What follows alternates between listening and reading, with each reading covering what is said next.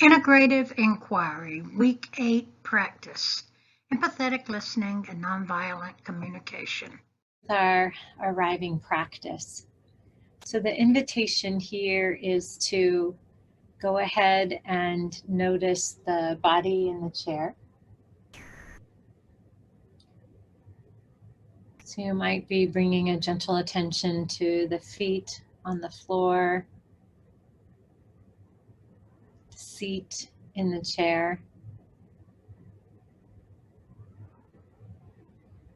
Inviting in an upright, alert, yet relaxed spine.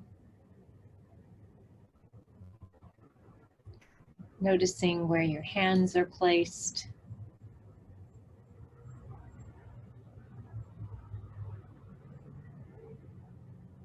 And inviting the face to soften. So your eyes might be looking down on the image of this tree. It's not moving, so just softening your gaze. Inviting your attention to rest ever so gently on the tree, or perhaps even closing your eyes if you feel comfortable to do so.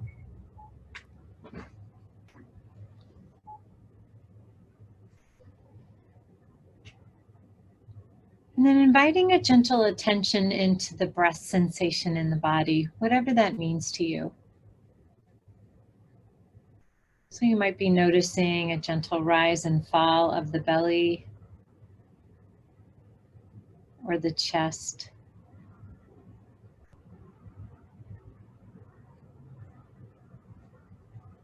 Just giving yourself permission to notice the breath moving in the body without trying to control it.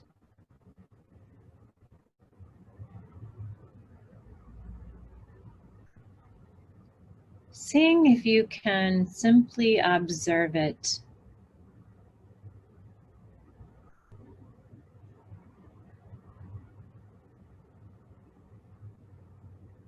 Noticing the varying sensations of the breath moving in the body. Just playfully curious about what you're noticing.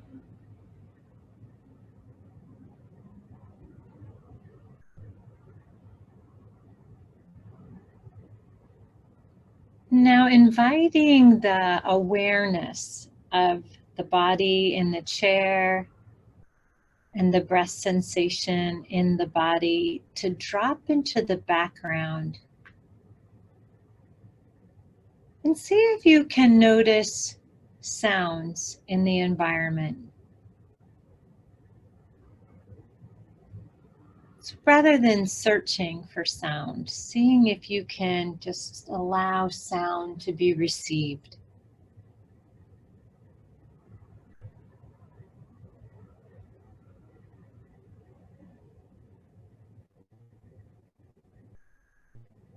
And as you allow these sound sensations to be received, you might notice they have an ebb and flow to them, their characteristics.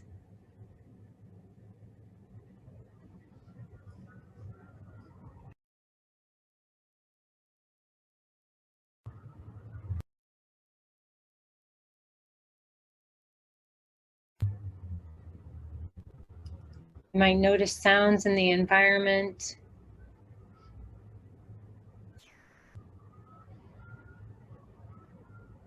Or perhaps just even noticing the sound of this bell.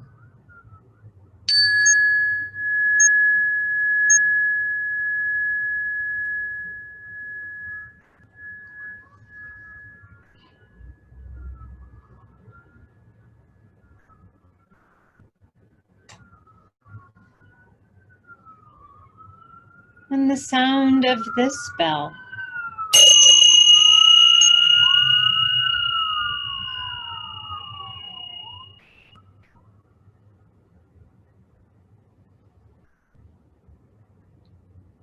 And the sound of this bell.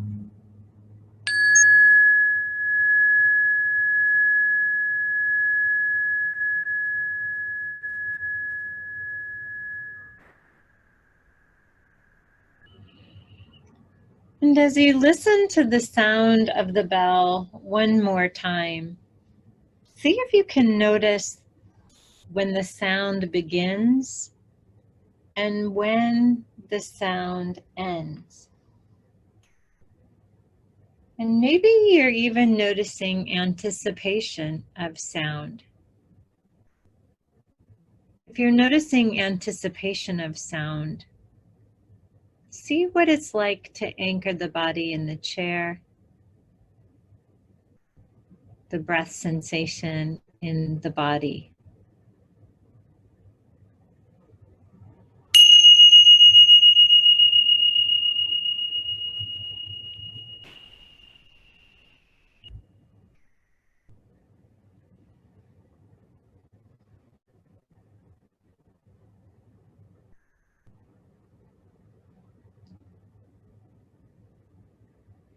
As we release the practice of noticing sound sensation, invite attention to rest once again gently on the breath sensation in the body.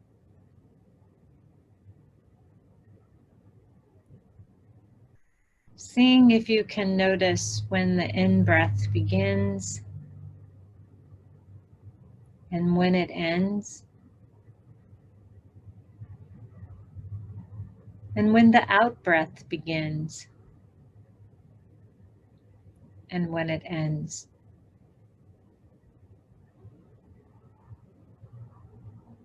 And then whenever you're ready, gently open your eyes and invite your attention back to the video. Thank you. This is an opportunity now to journal for a couple of minutes about what you noticed as you practiced listening to the body, sound sensations of the breath, and then sound sensations in the room, and then the sound sensations of the bell. So what did you notice? And feel free to use the chat window or your journaling, and I'll check in with you in just a moment.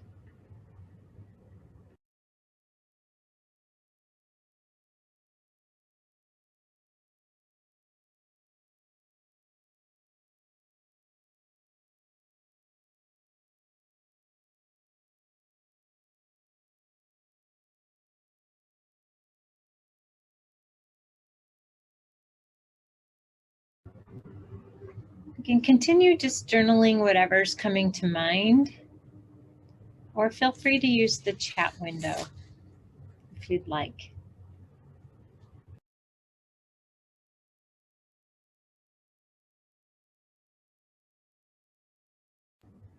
What did you notice as you practiced? All right, so welcoming those of you who joined us while we were practicing. I'm so happy to have you be a part of this time together. It's an honor to be here with you. So just inviting anyone who'd like to share what they noticed in the chat window, if you'd like. So maybe you noticed, how many of you noticed mind wandering during that practice? Or storytelling? You can raise your electronic hand. Yes, yes, thank you, yes.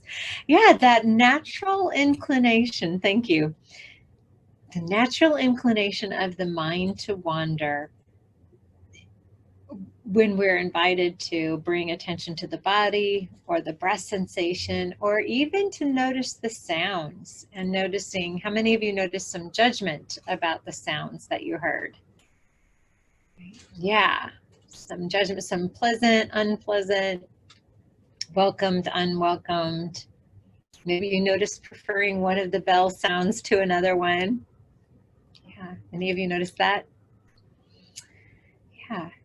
And so this is how active our mind is when we're inviting it to pay attention. And as we remind ourselves, this is simply the practice to notice what we're noticing. And then gently, kindly, effortlessly guide our attention back to where we'd like it placed when we notice it's wandering away from where we'd like it placed. So the importance of doing that gently. I like to think of that 2-year-old, you're trying to get a 2-year-old to walk down the street and they notice all these things, and then you acknowledge what's being noticed. Yes, I see the bird and we're moving this way.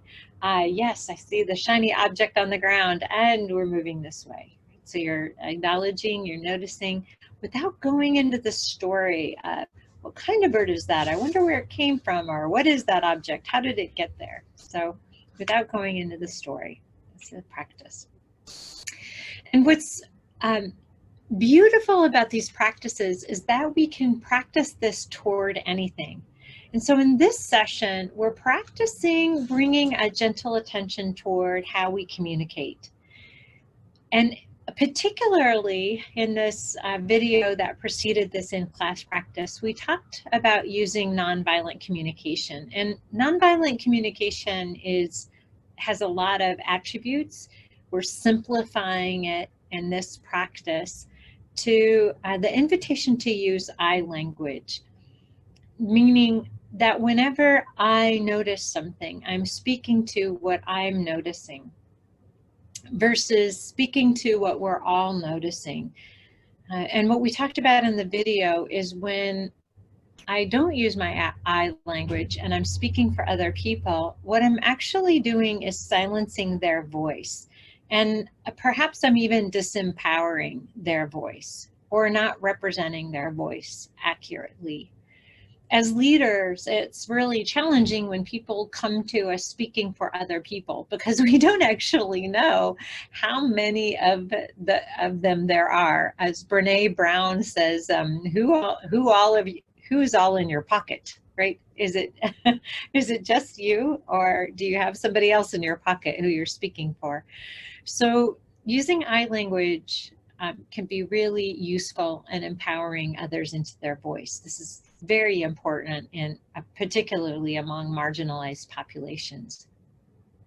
So in using I language, and even speaking with this practice, we're noticing what we're noticing. We're practicing playful curiosity. We're practicing inquiry and suspending judgment. We're also noticing the feelings.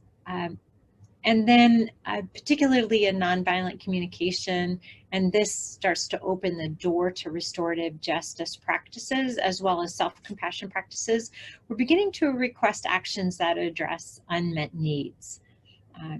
So I might notice I need something, and then I can request an action to address that unmet need. I'm just walking from one class to this time with you. I ran into a colleague in the hallway, and my colleague was asking me why he was summoned to a particular meeting. And so we chatted about that, and the meeting seemed to reside outside of the locus of his control. And so I asked him, do you feel that your kindness is being taken for granted? And he paused a moment and he said, I feel like I'm having too much put on my plate and that I can't do it all. And so I said, is it that you can't do it or that you don't want to do it? And he paused again and he said, I don't want to have a plate this full. And so that speaks to, some might say our wants are not our needs, but and this particular colleague lives with a lot of clarity about how he wants to live his life. And so this was an opportunity for us to be in dialogue and for him to identify that what was being put on his plate was not anything he needed to do, that it was actually somebody else's role to do that. And that when he was saying, sure, I'll do it if nobody else can do it, it really wasn't what he wanted to do, and that wasn't in line with how he needs to live his life or how he's committed to live his life. So the invitation that I made to him is he's a nonviolent communication practitioner, and so inviting him to express that to his supervisor, basically. So there's a lot of ways that we can engage in I language, and the point of this is to stay empowered. Now, as we move into dialogue, we'll notice that there are several parts to a conversation. And what we'll be practicing in this webinar is the content part. That's the what I heard you say. And then the other part that we'll be practicing is the feelings part, what I heard you feel. So notice that in both of these, I'm not saying, oh, Stephen, you said blah, blah, blah, because that might not have been what Stephen said. It may have been what I heard. And so rather, I would say what I heard you say is, and then we'll move into the feelings part. And so how many of you, by show of hands, are watching this video with someone next to you where you could engage in this practice? Probably none of you, but I'm just going to check how many of you might be engaging in it. Yep, okay, not a problem. So what we'll do here is I'll invite you into a mindful conversation in a journal. And then the invitation will be for you to engage in this in real life practice. So see if you can find a buddy and practice this mindful conversation. And when we're talking about mindful conversation, what I'm be inviting you to do in real life is to set a timer on your phone for 2 minutes.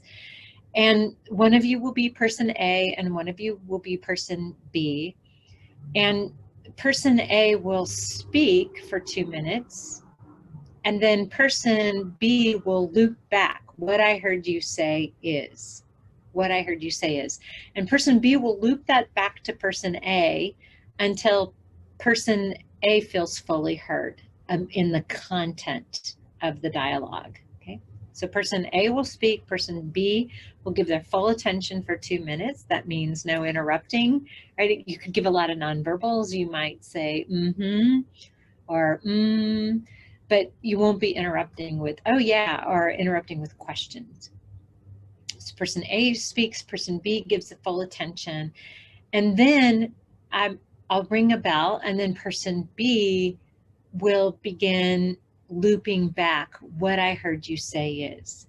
So that's the practice in with your buddy. And the invitation here is, and then you would trade, right? But the invitation here, because we're journaling, I will invite you to think to a very specific memory of a conversation from earlier this week. And when you do this with your buddy, you can invite in something like, how are you feeling right now? Or what did you experience during, you can even invite them into that sitting exercise, right, if you want to, or anything else you want to that has some emotional content. For now, what I'd like for you to do is imagine yourself as person A, and you're sharing your experience about that sitting exercise we just conducted, or you're sharing your experience about how you're feeling. So imagine that you're doing that, and we'll just journal for 1 minute.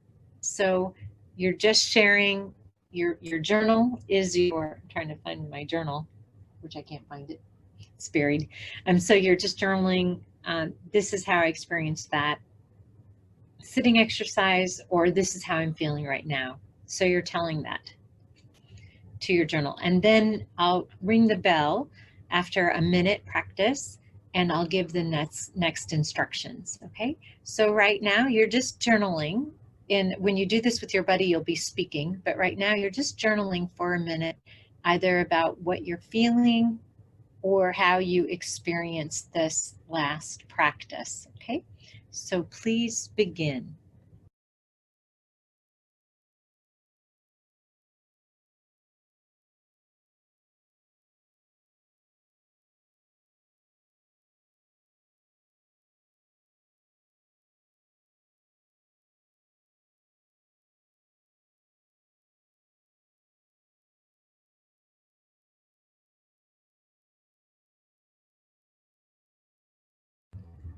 And just journaling how you're feeling right now or what you experienced during the sitting exercise.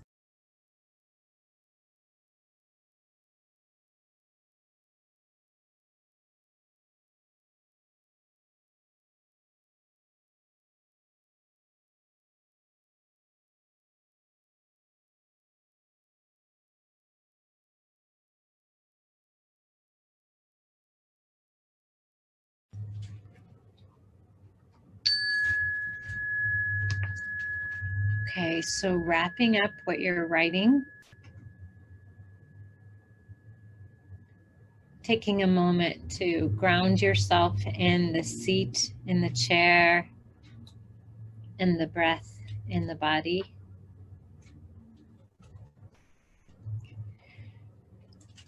Now, let's take a moment. Again, if we were doing this in a room, you were person A and you just journaled, but you would be speaking to this, and then the person that was listening to you would loop back what I heard you say is, and you'd give feedback to this person until you felt fully heard.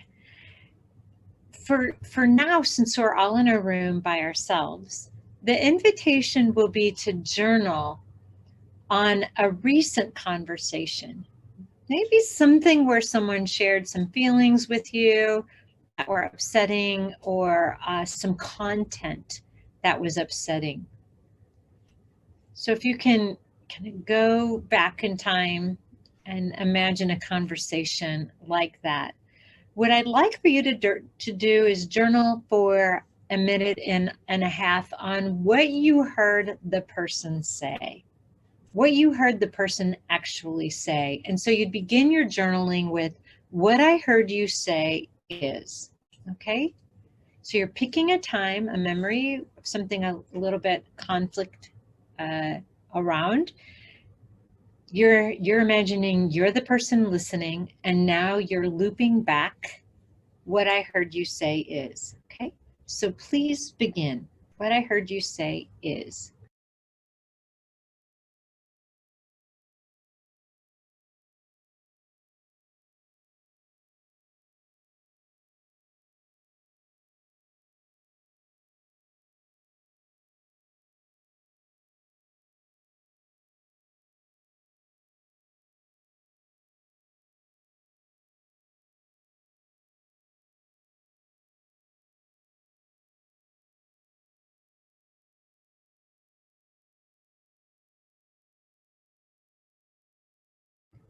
What I heard you say is, you're looping back to the person that you were listening to in an earlier conversation. What you heard them say is.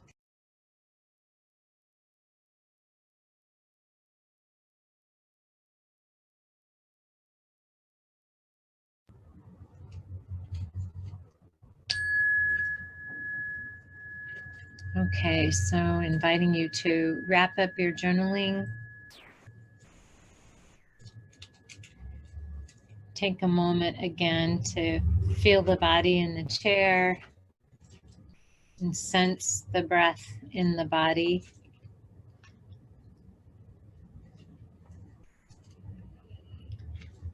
Now, here's my question to you. When you practiced that, first saying, first writing what you would be telling someone, and then thinking back to a conversation and thinking about what you heard someone say is, what did you notice when you were practicing? What I heard you say is, either you're writing a content journal, like here's what I'm thinking, here's what I'm feeling, here's how I experience this practice, and then imagining yourself listening and looping back to someone, what I heard you say is. What did you notice? Feel free to use the chat window.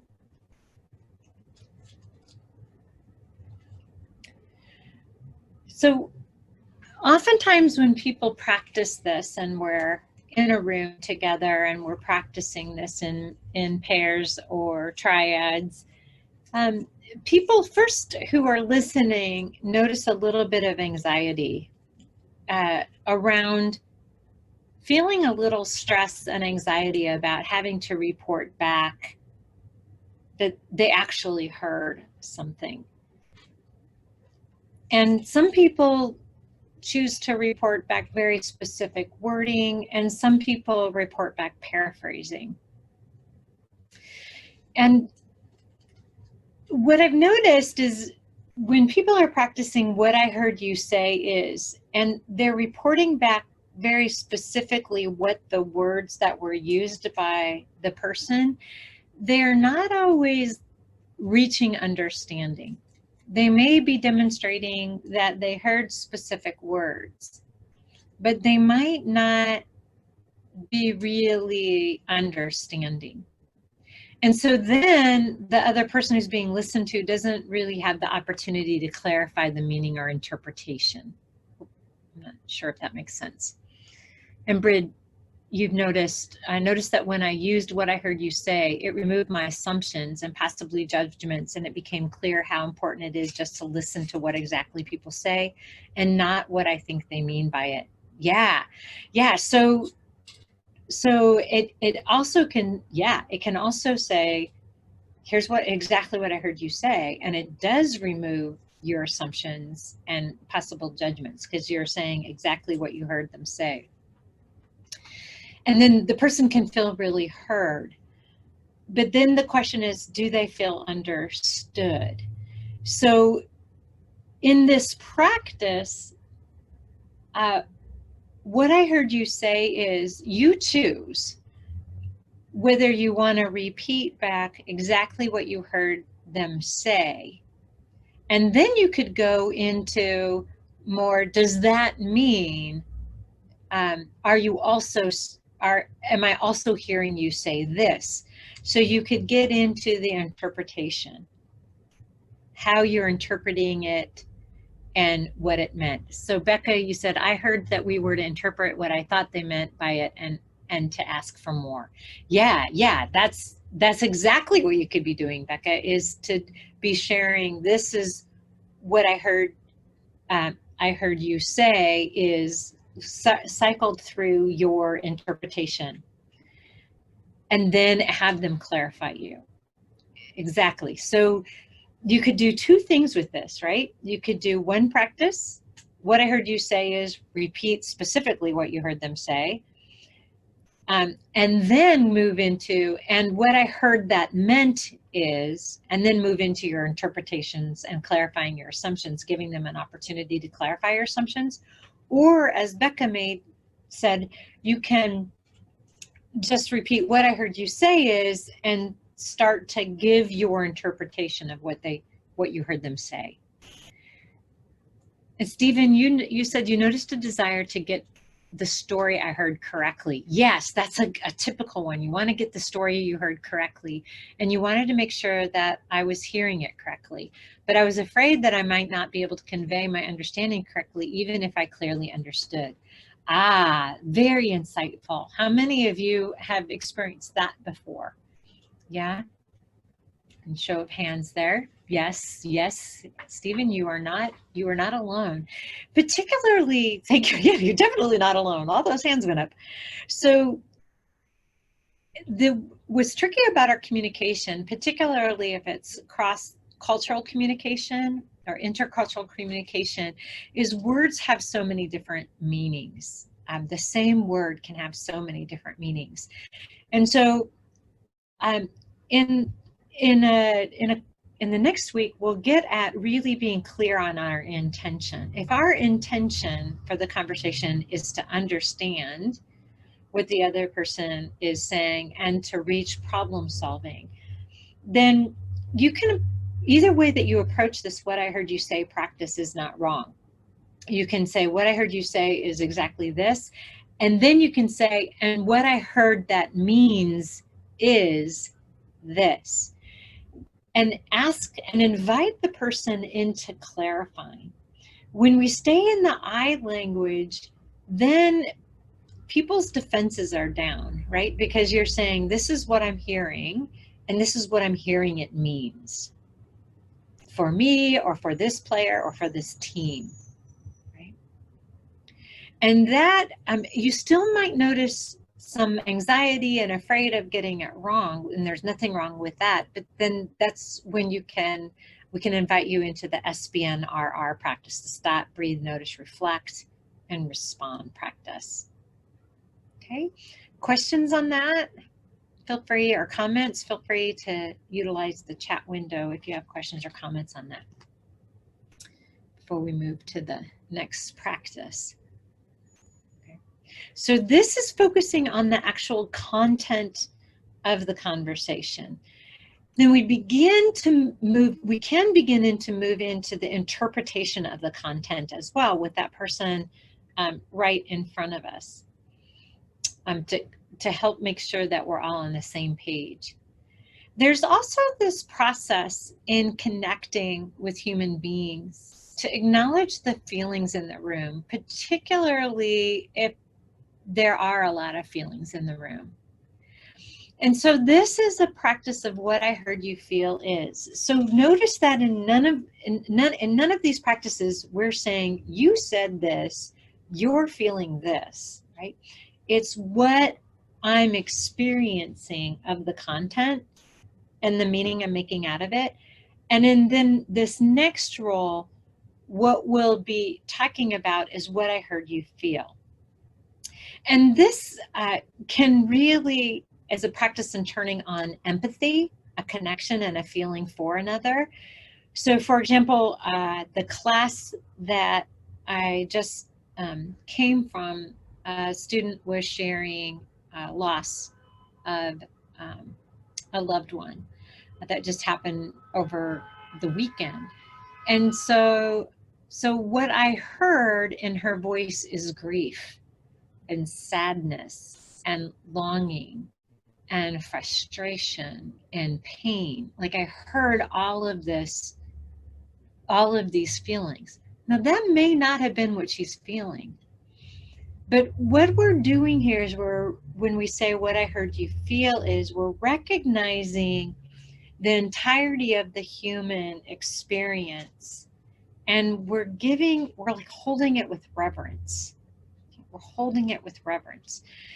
And so in this practice, the invitation here, again, it would be the same type of thing that when you're practicing with your buddy, you'll pick a person A and a person B, and A will go first, or maybe this time you want B to go first. So B will talk about a time when they overcame a challenge, or talk about someone in their life they particularly appreciate and why, or anything else they want to talk about that feels meaningful to them in some way. It's really important that the prompts ignite emotion.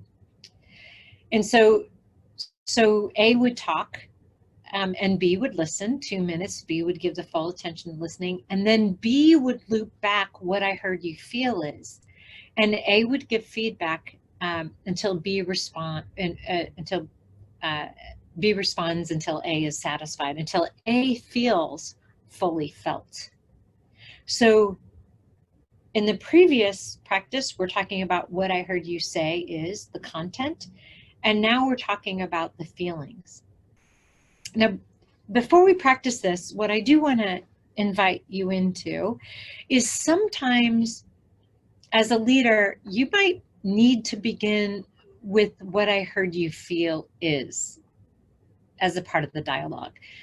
And what I mean by that is when we have some emotionally charged conflict, you have a student in the class or an office or a colleague, they might need to connect with you and be seen for their feelings first before they feel that you will trust the content of what they're conveying.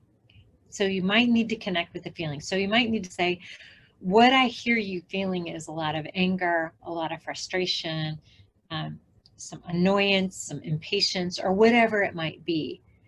And then see if they feel felt. And then say, okay, so tell me more. And then you can loop back. So what I hear you saying is this, and what I hear this means for you or the university or the class or the instructor or whatever is this. Okay. Is that making sense? Let me know in the chat window if this is making sense. All right. So the invitation here is perhaps go back to that same conversation, that same emotionally charged conversation where you practice responding to what I hear you saying is, or what I heard you say is. And now let's go to what I heard you feel is. So just taking a moment, again, feel free to anchor in the body, make sure you're still breathing.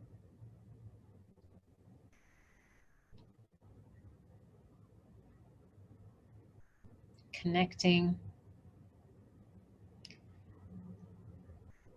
And then invite the journaling into what I heard you feel is, okay?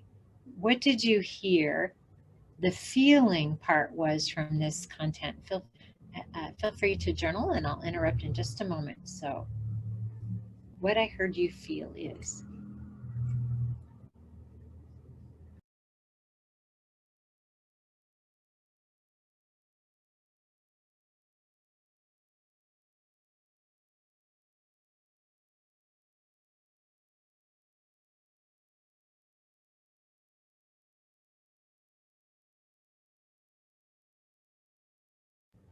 What I heard you feel is.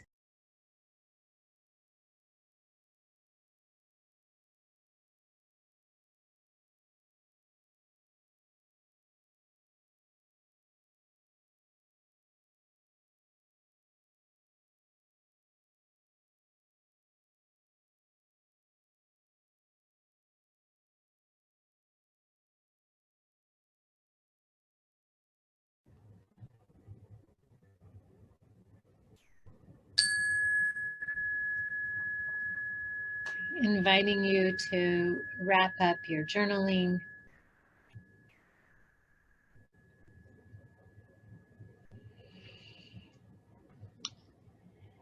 Bringing a gentle attention to the body in the chair, and the breath sensation in the body. What did you notice there? What did you notice with what I heard you feel is practice?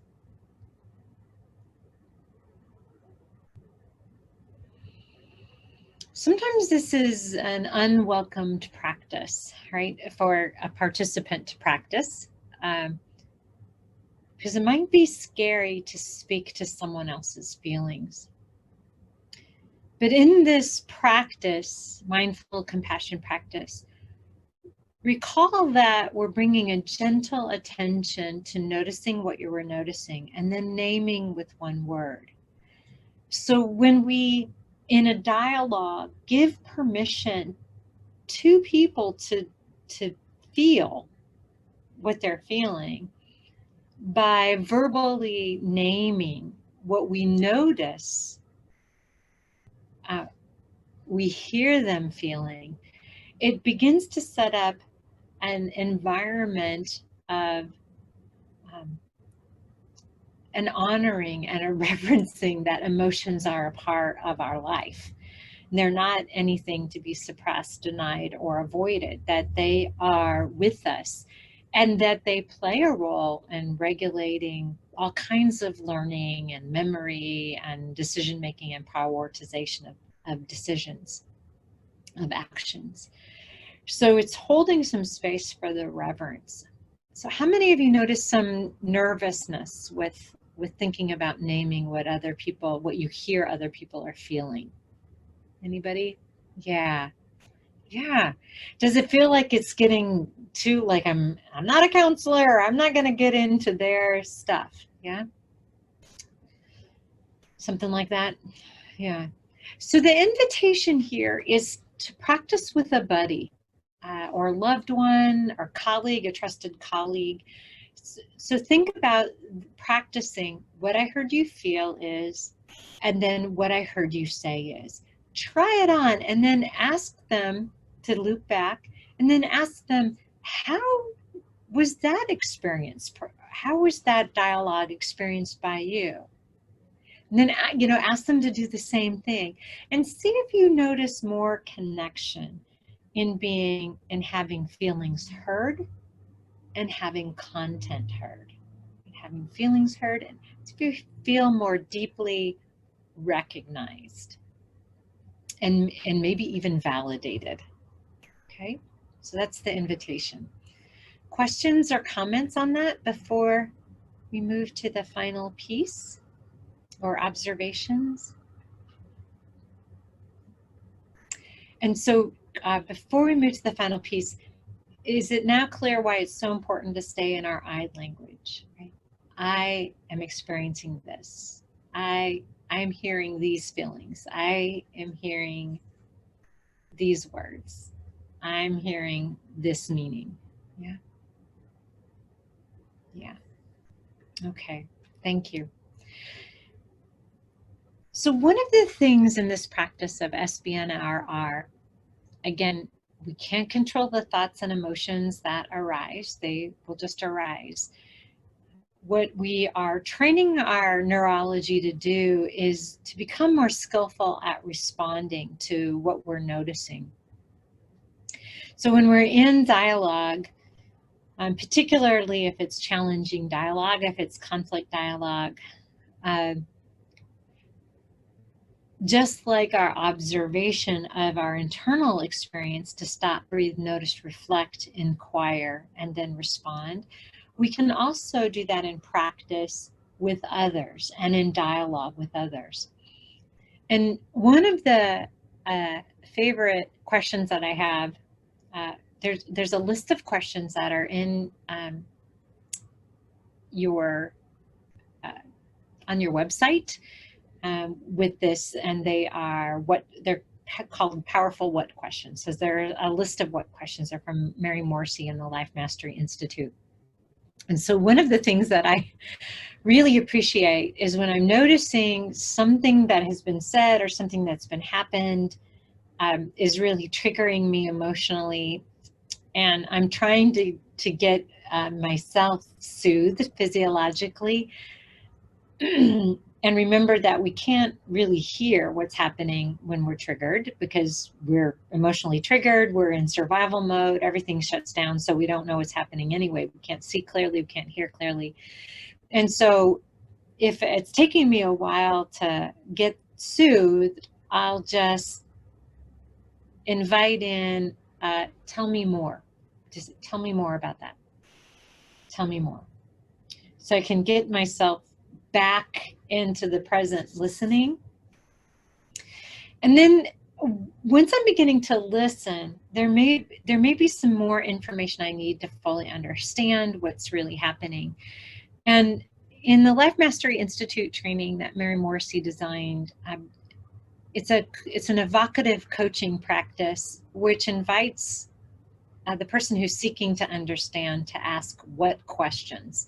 Because what questions keep us in a very descriptive, curious mode, whereas how and why questions move us into more of an analytical mode. And so we can actually move farther away from creating community and co-creating solutions. Because if somebody asks me, how do I do that? I'll check out of the conversation and trying to figure it out in my head. If they ask, why is that happening? I move immediately into storytelling brain, where I'm probably telling a story about something that without having all the facts. But what questions keep us more active and dynamic in the what do we know? What do we know? What would it look like? What if we tried this? It keeps everybody in the dialogue. So my invitation to you as we move out of this time together, is find a buddy, try on the what I heard you feel practice and the what I heard you say practice, and then pull out this list of questions. Excuse me, what questions? Tell me more is actually on there. And bring it into a meeting and see if utilizing those might keep the group engaged in problem solving and seeking to understand various perspectives, as opposed to go into analytical mind where people leave the room mentally, or storytelling mind where they're psychologizing about things that they may not have enough information about. So, are there any comments or questions to that? Excuse me, dry throat.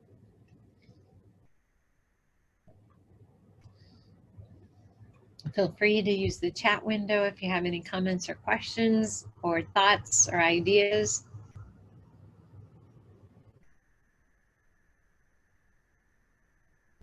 All right. If not, that's a wrap for us today. Becca, I can't tell, is that your hand? Would you like, do you want to pose a question, Becca? I can't, let me see.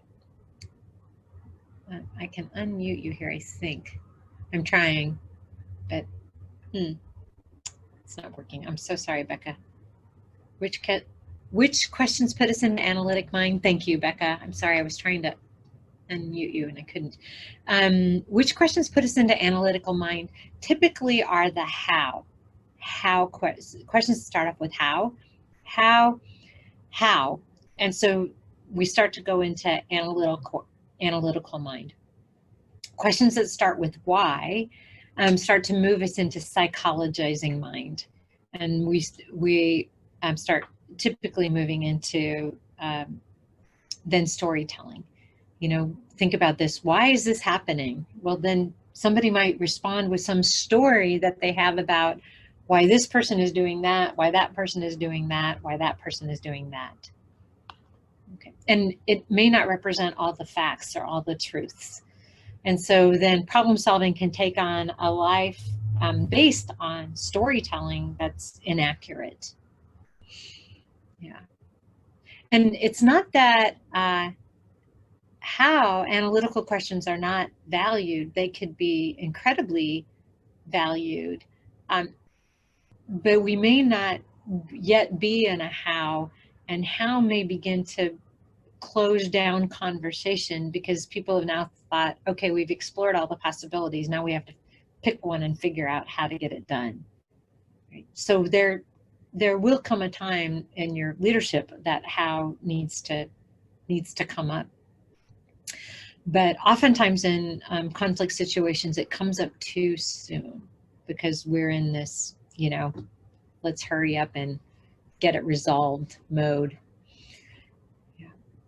All right. Anything else? Thank you, Becca. Anything else that I can be of service to? Nope. All right. Wonderful. All right. You all take good care. I will see you next week. Same time, same place, I think. Yeah. And enjoy the practices. Thank you.